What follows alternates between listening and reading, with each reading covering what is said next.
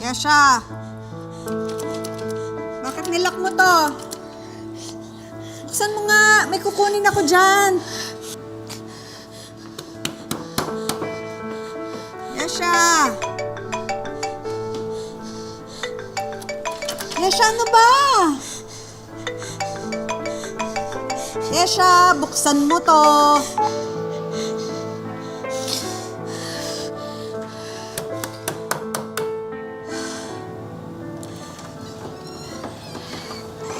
Tagal. Sorry Tagal. Meron ka pa ba natirang napkin? Opo, nandyan po sa loob. Nasa loob po ng banyo. Bakit ka kasi naglalak? Sorry po, ma. Pasensya. Bigla akong nagkaroon. 1 taon na akong di dinadatnan. Akala ko menopause na ako.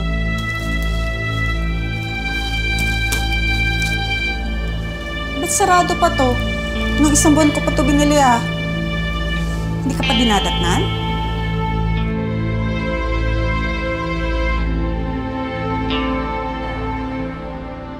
Yes, basta't wala pang 2 months, pwede pa rin mawala yan. Di pa rin yung tao. Yes, ano? Samahan na kita. Ayoko di yun. Natatakot ako. Hindi ko kaya. Paano kung patuloy? Paano kung hindi effective? Tapos paglabas ni mukha siyang alien. Ayoko ng ganun. Yes, ano ba talaga? Di ba pumayag ka na? Di ko pa natatakot na malaman na tatama ng buntis ka. Abortion yun, Dion. Masama. Kasalanan yun sa Diyos. Magpapatay tayo ng baby dito, Dion. Hindi mo ba naiintindihan? Alam mo naman yun, di ba? So ano? Ang gulo mo eh. Aamin ka na ba sa papa at mama mo? Tapos ano? Paano tayo? Tapos ano? Ako lang ba dapat mag-isip dito? Ako lang ba? Naguguluhan na ako eh. Ano nga ang isip ko para matapos ang problema natin? Nag-inarte ka pa. Hindi ako nag-iinarte, okay? Malabo lang kasi ang iniisip mo. Hindi ko kaya. Kasalanan yun sa Diyos. Hindi ko kaya, Dion. Hindi ko kaya. Hindi ko kaya. Hindi ko kaya. Yes! Yesha.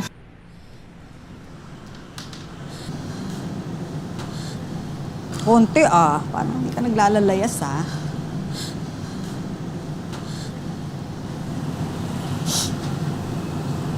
Yesha? May problema ka?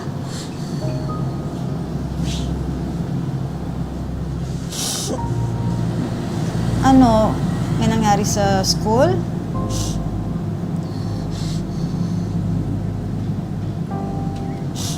May nakaaway ka.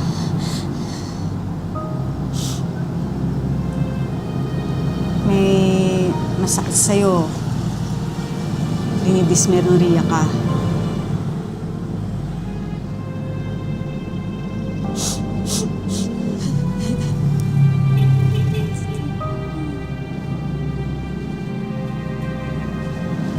Ito naman kung makaiyak, para kang buntis. Imposible naman. Opo, ma. Buntis po ako. Nagbibiro lang ako.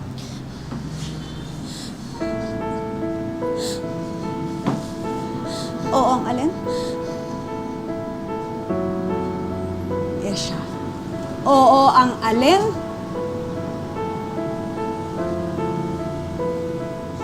Buntis ka?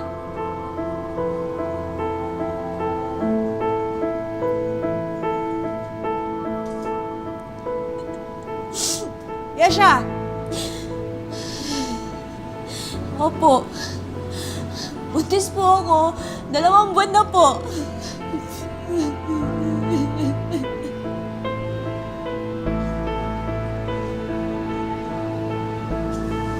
Kaya pala. Matamlay ka? Tamad kang kumilos? Hindi na kita nakikitang bumibili ng napkin mo.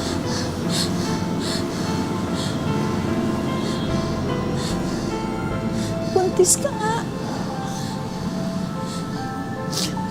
Siya naman, 17 ka pa lang! Ira naman! Akala namin ng papa mo nag-aaral ka ng mabuti! Alam mo bang napakasakit nito sa amin ng papa mo? Bakit mo sinira yung tiwala namin sa'yo?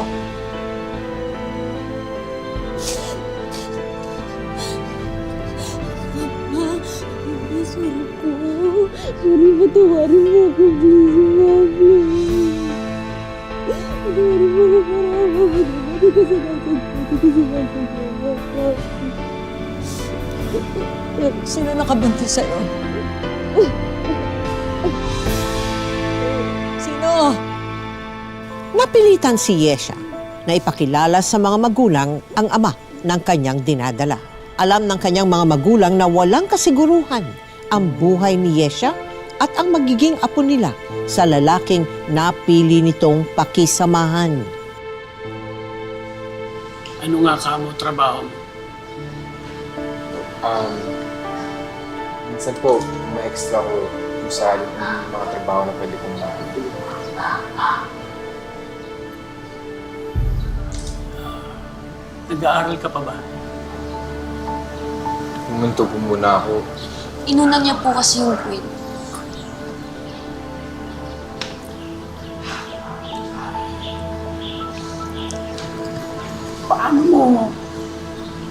Paano mo bubuhayin ang pamilya mo kung pa-extra-extra ka lang sa trabaho na sinasabi mo? Nakaipon ka na ba para sa panganganak ni Yesha? Saan mo siya ititira? Pambili ka ba ng gatas? Lampin? Alam, kung paano mo papakainin ang pamilya mo. Papanindigan ko po siya. Promise ko po yan. Dion, iba yung pagiging tatay sa naging tatay. Naiintindihan mo ba yon? Kasi mahirap para sa aming mga workers sa simbahan yung sitwasyon ngayon ni Yesha. Lalo na't pastor ang tatay niya. Sorry po. Paano ko aakayin ng tama ang kabataan ang anak ko'y nabuntis ng walang asawa?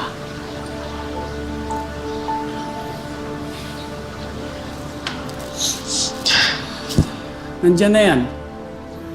Ano tayong magagawa? Bilang magulang ni Yesha, makikiusap ako, respeto na lang sa amin. Alagaan mo ang pamilya mo. Makakaasa ba kami? Opo, Pastor. Aalagaan ko po si Yesha at ang pamilya namin. Papanindigan ko po siya.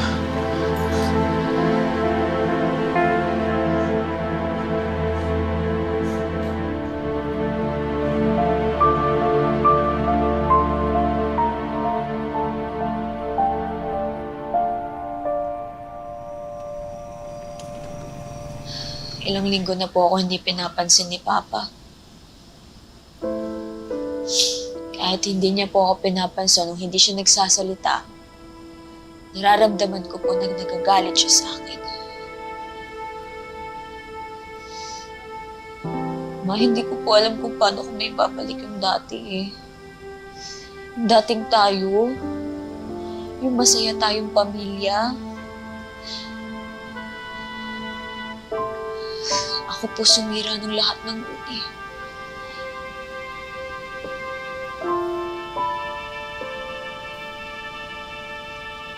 Napatawad ka na ng papa mo. Doon sigurado ako.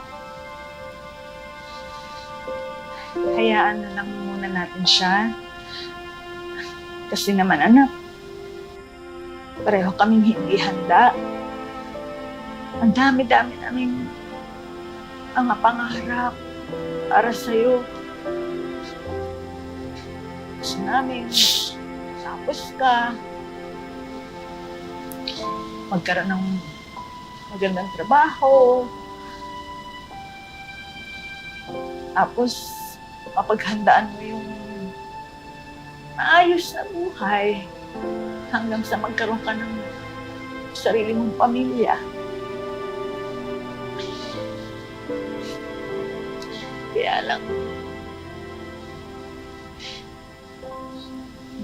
hindi yun ang nangyari. Pero dapat namin tanggapin dahil nagkakaanak ka na rin kahit batang-bata ka pa.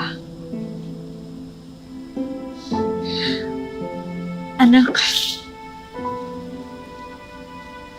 masakit sa amin yun.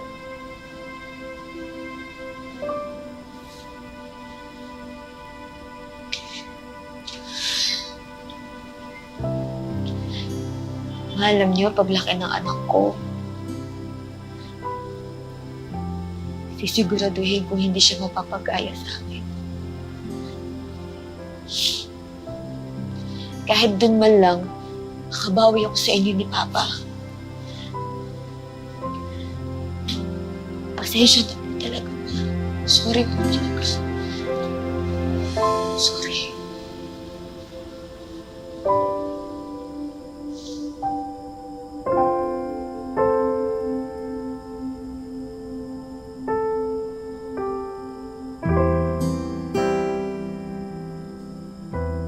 Anong madalas ninyong pag-awayan noon ni Dion? Yun nga po, yung pera po. Tsaka yung niya sa mga tropa niya po. Hindi nag-grow Up. yung inyong pagmamahalan ni Dion. Bagkos, talagang nakita mo na yung katotohanan na hindi siya magiging mabuting ama. Parang hindi ko po nakikita yung sarili ko na makakasama ko siya hanggang pagtanda po. Paano ko nga masasagot yung tawag mo? Puyat nga ako kanina. Tapos pagising ko, inutusan na ako agad ni Mama. Paano ka nga kasi hindi mapupuyat? Ilaro ka ng laro sa cellphone mo buong gabi. Bakit ba? Kalaro ba kita? May CCTV ba kami? Anong pinagsasabi mo naglalaro ako? Pinagbibintangan mo na naman ako eh. Akala mo naman kasi hindi kita kilala. Ina-addict ka na nga dyan sa paglalaro mo eh. Pwede tumahimik ka na nga. Ang hirap sa'yo kahit mag-explain ako eh. Feeling mo konsensya kita. Aba, oo, konsensya mo nga ako. Kasi tignan mo, oh. Meron ka na dapat ipagtrabaho. 2 buwan na lang, lalabas na to. Aba, ano to? Nagkukunwa-kunwarian na lang tayo na may bata tayo? Mag-isip ka nga, Dion. Nakakapagod ka na eh. Bakit ba parang wala akong ginagawa? Ako ba na naman, Yesh? Ako lang ba mabubuo sa batang yan? Tapos ako may kasalanan? Oo naman. Tapos ako pa yung salbahing tatay. Ganun ba gusto mo?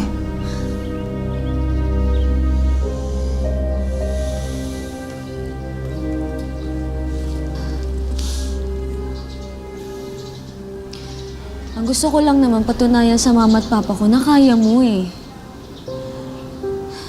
Pwede mo kaming alagaan ng anak ko. Yung hindi ka tamad.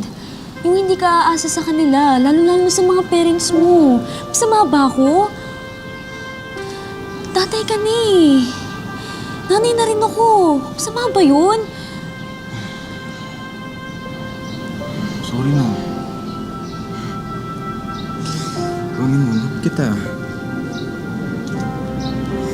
Love ko kayo ni baby.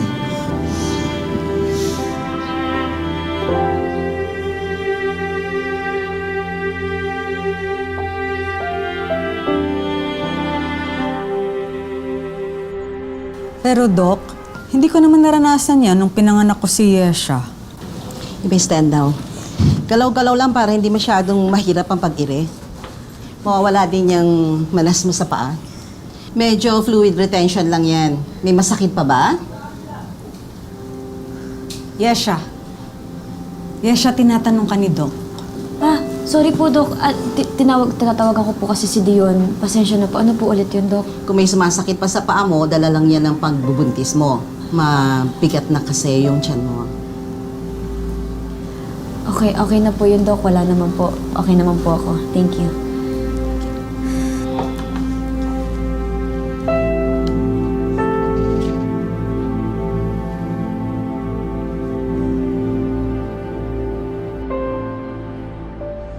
Uy, anak yan ni Pastor, di ba? Oo. Nung isang araw, pinag-uusapan siya sa church. Ang laki na pala ng tiyan, ano? Kinasal na ba? Paano ikakasal yan? Eh, kay bata-bata, nagpabuntis na. Kaya pala. Pinag-uusapan. Kaya nga eh. Kawawa naman si Pastor. Walang galang na po. Tama naman po kayo na bata pa lang po ako, lumandi na at nagpabuntis na ako. Kasiraan nga naman po ako sa tatay kong pastor. Kahihiyan nga naman po ako sa pamilya namin. Meron pa po ba? Nakakahiya po kasi sa inyo eh. Ang linis niyo po. Halika na nga. Gusto nga tayo. Doon na nga tayo magpintay na tricycle. Ikaw eh.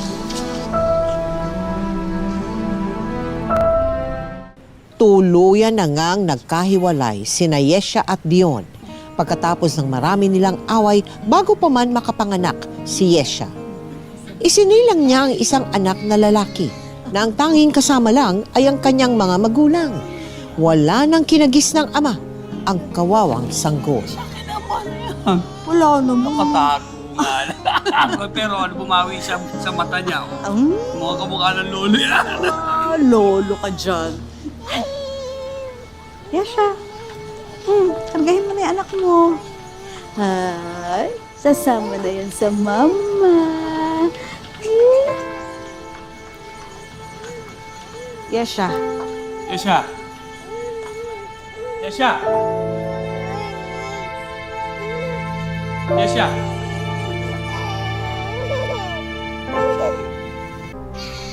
Ang postpartum depression ho ay tumutukoy sa panahon pagkatapos ng panganganak, kung saan nagaganap ang iba't ibang pagbabago sa pisikal at emosyonal na aspeto ng katawan ng babae. Mrs., mahalagang panahon ho ito para sa anak mo at sa baby niya. Delikadong baby kapag hindi nabantayan at nasubaybayan ng ina.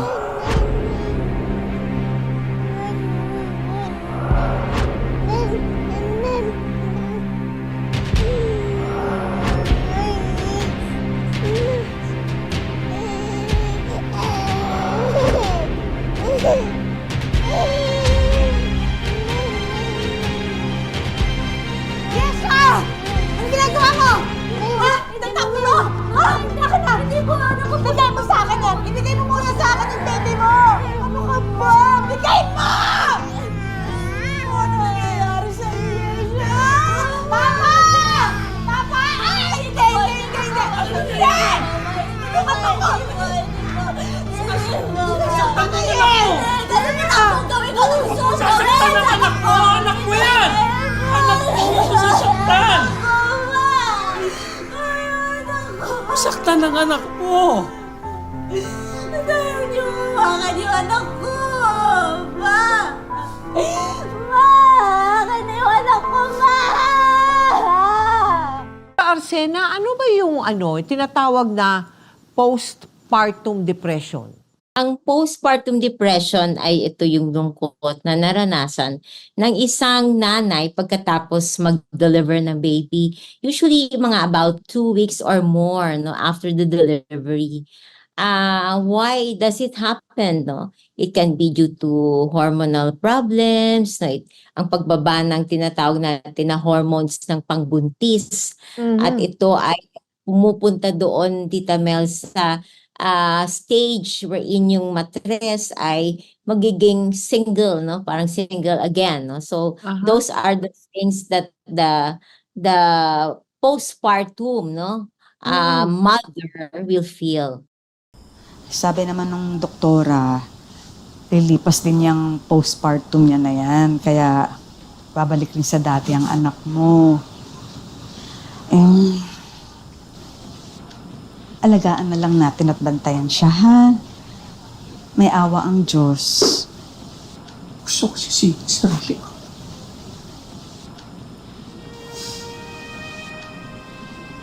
Galit ako. Galit ako. Pero hindi sa anak natin, hindi sa sarili ko. Siguro, hindi ako mabuting ama. Siguro, yung ipinakikita ko sa church natin, yung maganda lang na nakikita nila sa akin. Pero sa kabila nun, bigo ako sa sarili kong anak.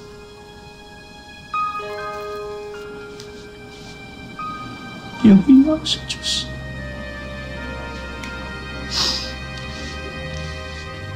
Hiya ako sa Diyos. Huwag mong sisihin ang sarili mo. Ano ka ba? Di ba sabi mo, lahat ng nangyayari may dahilan. Tanggapin natin yung nangyari para mas maintindihan natin si Yesha.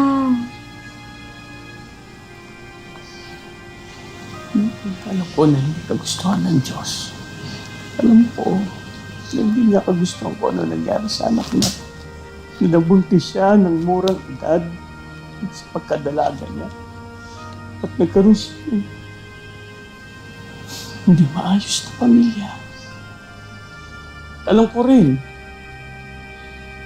na hindi niya kagustuhan. Nawawala siya sa pag-iisip. Tikman niyo, patayin yung sarili niyang sanggol.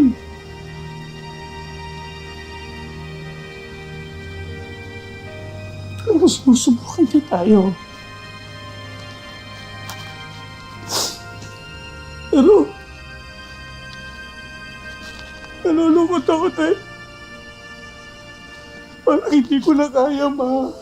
Parang hindi ko na kayang lumaban. Parang susuko na ako. Susuko na ako, ma. Ikaw ang nagsabi na sa oras ng kahinaan at kung ano-anong mga nangyayari, anong gagawin? Magdadasal tayo. Magdasal tayo. Ha? Magdasal tayo.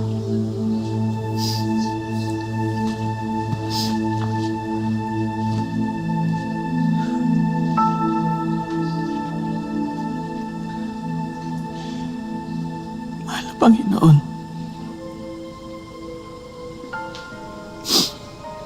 tulungan niyo po ako. Tulungan niyo po kami.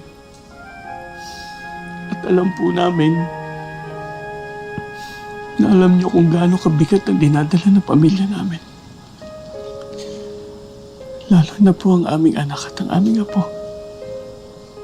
Bigyan niyo po ako ng katatagan para po mailaban ko sa hamon itong pamilyang ito. Mahal na Panginoon, alam po namin na kaya niyo po iwaksi ang lahat po ng kasamaan na mapasok sa aming anak. Tulungan niyo po kami, mahal na Panginoon, tanggalin ang pot at pait po sa puso ng aming anak. In Jesus' name.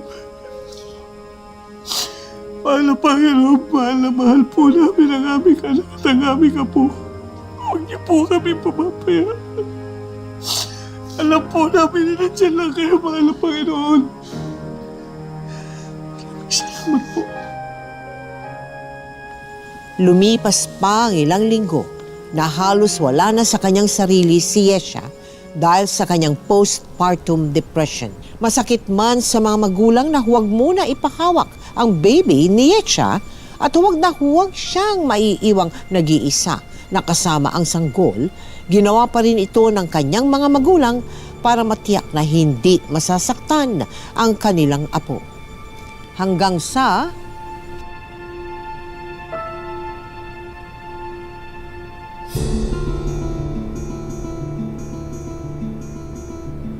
Yesha! Yesha! Lumayo! Lumayo ka! Lumayo ka! Huwag kang lalapit, please. Bumalik ka na sa kwarto mo. Hindi mo pwedeng hawakan yung anak mo. Huwag muna. Huwag muna, anak.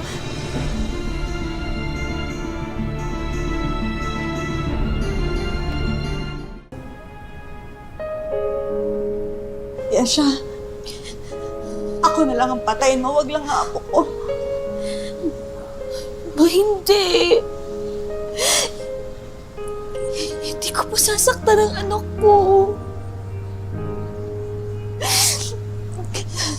Gusto ko lang po siyang yakapin. Gusto ko po siyang akapin, kargahin. Gusto ko po siyang patitiin. Mabigat na po to. Baka po nagugutom na yung anak ko, ma. Sige na po, please. Hindi ko po siya sasaktan. Promise. Promise po. Maniwala po kayo sa akin. Hindi ko po siya sasaktan. Gusto ko lang po siya yakapin. Promise. Hindi ko siya sasaktan. Promise.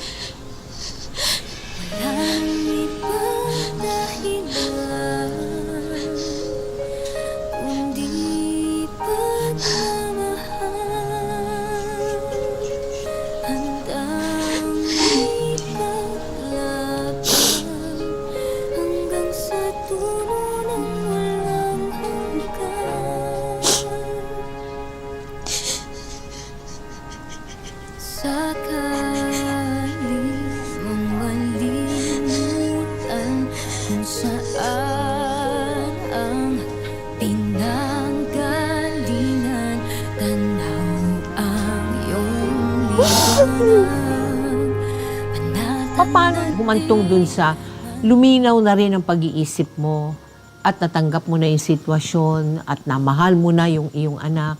Nung time po na kinut off ko na talaga po yung relasyon namin ni Dion, after po nun umiyak po ako ng umiyak, ganun po. Tapos naisip ko na mas okay nang tapusin ko yung relasyon ko sa kanya kaysa na lagi ko na iisip na patayin yung anak ko tsaka yung sarili ko po. Nung time po na kinut off ko po yung relasyon ko sa kanya, sa pamilya niya, sa ibang tao, doon po ako nagkaroon ng peace of mind po. Sa oras ng puso ay puno ng takot sa buhay na walang kasiguruhan. Kayo na ang laging kinagamitan. Biyaya, bawat yakap na dulot ay pag-asang sa pagsubok na aking dinaraanan. Itong anak mo, pilyo na. Parang gusto nang magsalita. Kinakausap yung lolo niya kanina. Asan ka na, anak? Malapit na po ako, Nay. Huwag po kayong mag-alala. Sige na po, love you na po ni Muy Muy. Bye-bye.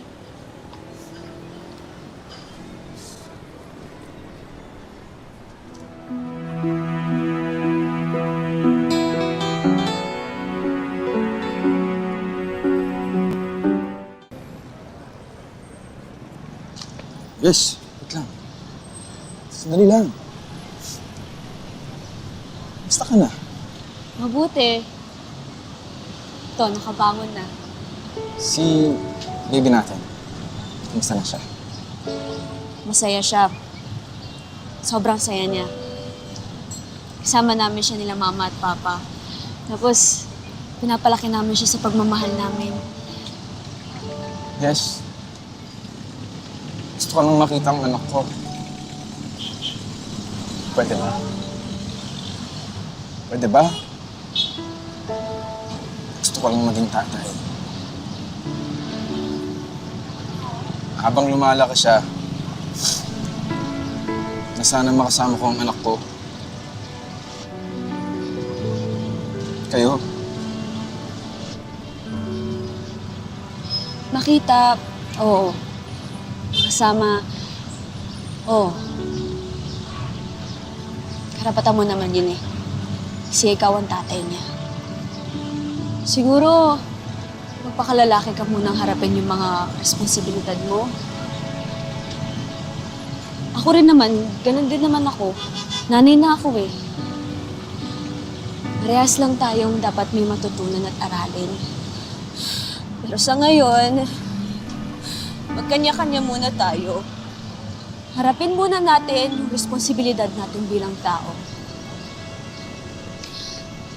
At itanong natin sa sarili natin kung kaya ba natin maging magulang sa anak natin. Excuse me. Ayesha!